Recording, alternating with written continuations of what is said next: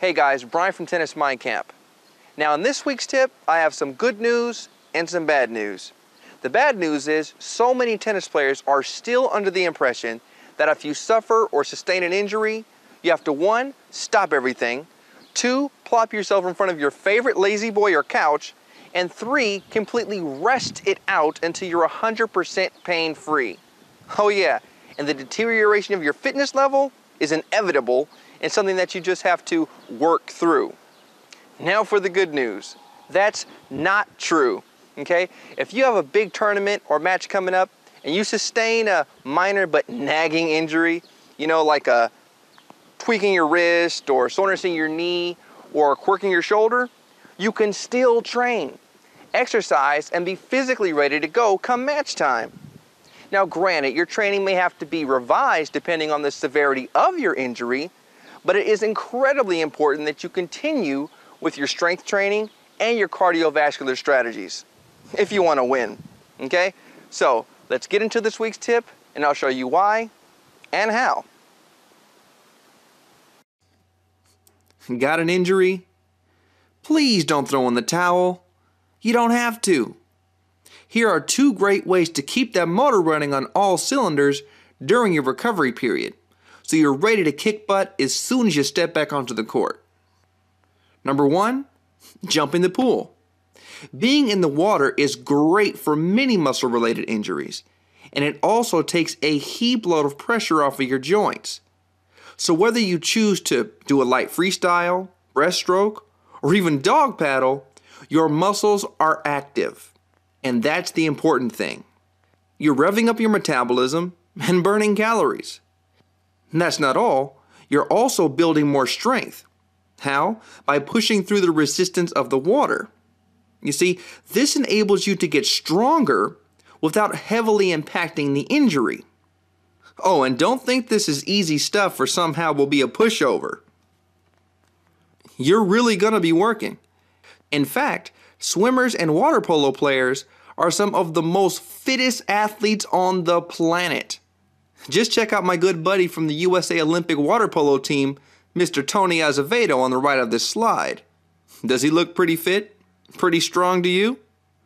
Heck, he looks more like Tim Tebow of the Denver Broncos to me. I think he may have a future in the NFL after he's done. The next strategy you want to initiate and execute is that of restructuring your gym workouts. You see, weight training is crucial to keeping up your core strength and endurance. And when you get injured, that doesn't have to and should not change. Just because one part of your body is less than 100%, that doesn't mean that you have to shut down your entire body altogether. In order to keep your edge, when you're not able to be on the court, you want to make sure that your training sessions after the injury are as similar to those before the injury as possible.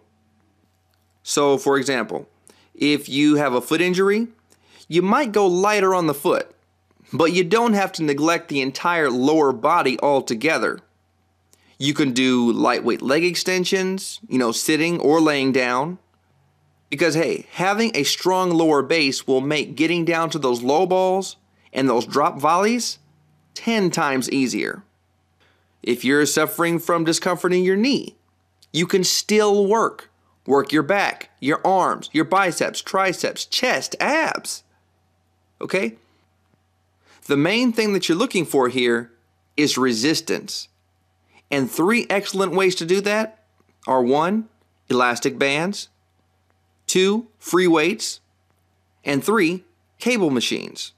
Okay? All 3 are tremendous. Now, if your joints are what's giving you the most trouble, avoid the treadmill. Use the elliptical machine instead.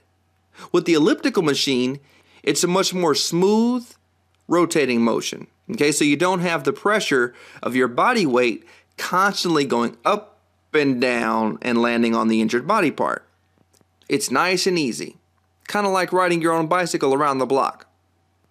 And hey, not only that, but it's been scientifically proven through countless numbers of studies that you can burn close to double the calories on the elliptical machine than the treadmill. So you've got two big positives. The same amount of work, twice the results. Now listen, don't jump the gun too fast. Just like with any medicine or remedy, this staying in shape prescription does come with a warning and a do not use unless label.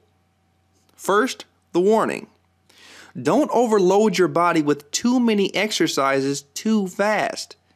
Start off light and slow and see what your body can handle. If you try to do too much too quickly, you can cause yourself yet another injury and set yourself back even further. Okay? Now the don't use unless. Before you resume training, make sure that you check with your doctor, training staff, and coach before doing any sorts of exercise. These guys have spent decades and tons of money in school studying this stuff and can save you a lot of time by making sure you do things the right way and won't risk further injury.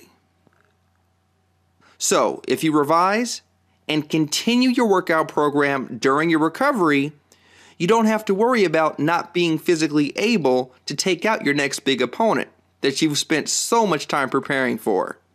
Okay? Keep a positive mindset. See yourself accomplishing this goal and getting back out there ASAP. Do that and you'll be out on the court playing like a pro and kicking butt in no time. All right? Have a great day and an even better game.